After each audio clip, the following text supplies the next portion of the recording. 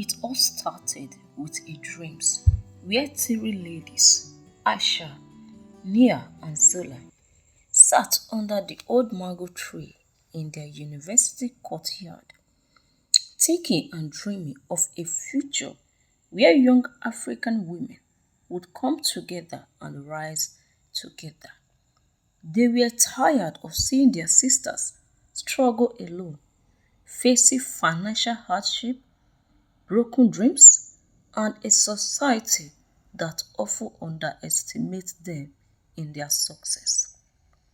We need a place where we can lift each other up, Nia said, her eyes filled with determination and success. A safe space where we can share knowledge, opportunities, strength, and goals, Aisha added. Yes, but also a movement to help one another, Zola insisted.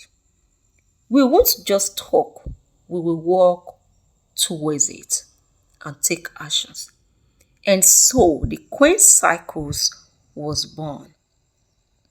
At first, it was small gathering. They met in schoolrooms, at cabs, and sometimes even under the same mango tree. They shared job opportunities, helped each other with assignments, and discussed the struggles of being young African women trying to make it in a world that was not built for them. Slowly, the word spread.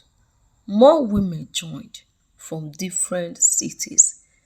Students, young professionals, and even those who had dropped out of school but still have big dreams to succeed joined them. The energies was electric. They held worship on self-confidence, financial independence, self-development, and career growth. They helped each other start businesses, apply for scholarship, and even live a toxic relationships. For a while, the Queen cycle was pure magic. Everyone talks about them. And so the club grew. People took notice. Aisha, the natural leader, was invited to speak at major events. Nia, the strategist, started handling partnership, while Zola, the creative force, designed a beautiful online platform for the club. Soon, organizations and businesses wanted to collaborate. Big brands reached out, offering sponsorships. New stations covered their story.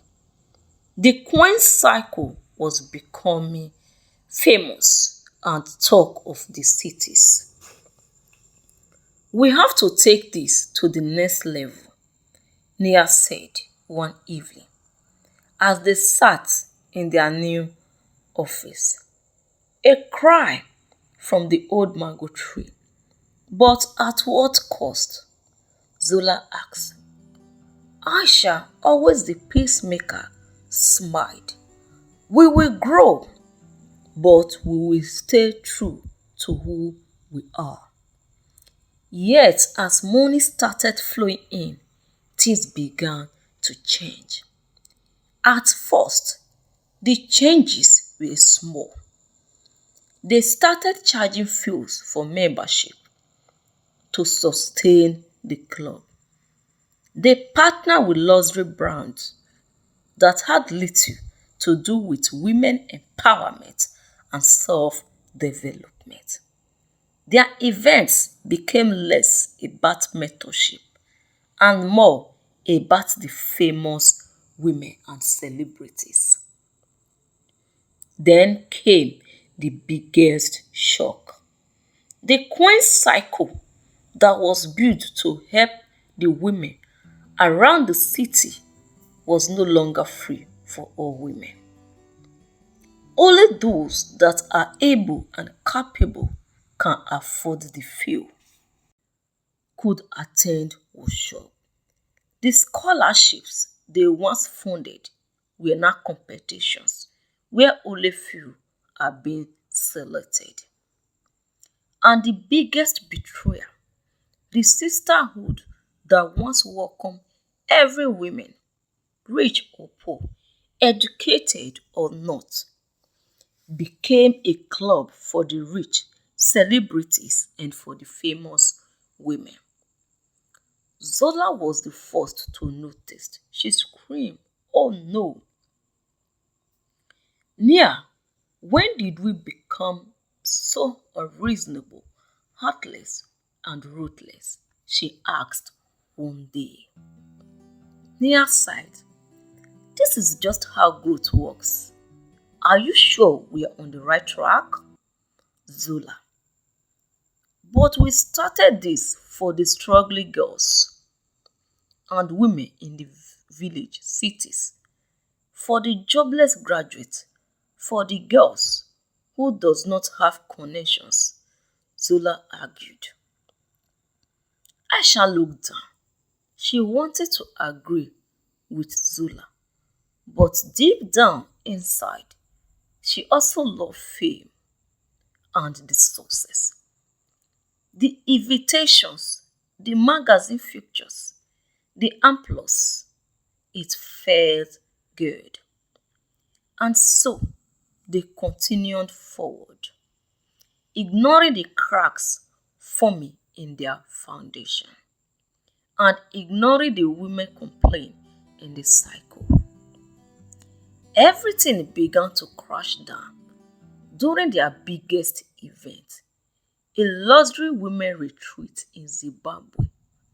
The ticket cost more than an average university student to tour. The women complain but no respond. They don't care anymore for the poor girls and women who can't afford the payments. The retreat promised empowerment, financial growth, and networking. But when the women arrived, they found nothing but an overpriced vacation for influencer, famous women, and celebrities. "You left us all behind," they said. "This is not empowerment. This is ridiculous. What happened to the real queen cycle? A cycle to help the women who can't afford things for themselves," they asked. The complaints flooded in, and soon the media catch on. Investigations began. People started asking where the money from the past fundraising event had gone. Former members spoke of exposing how the club had become a business rather than a support system. Zola had had enough. "What are we going to do? We need to fix this. This news over the internet is not nice at all," she told Aisha and Nia. "Let us apologize and make things right, then start over again." But Nia was defensive and unhappy. "We work hard for this. I don't care anymore. People don't understand what it takes to build something big as a brand. The effort, the sacrifice we put together to build this brand. Now they want to read our efforts because of this." Aisha throttled between them. She whispered, "Maybe we did not go too far. So, how are we going to stop the news going around the internet, the cities, and all the social media? We should not have let money, fame blind us for what we promised the women all over the city. They regretted. But it was too late. The damage has already been done. A year later, the Queen's Cycle was no more. The organization that once promised hope, great future for the poor had crumbled under greed and ambition. The cycle was no longer in existence. It was a shameful act. She could not bear to see people mock her.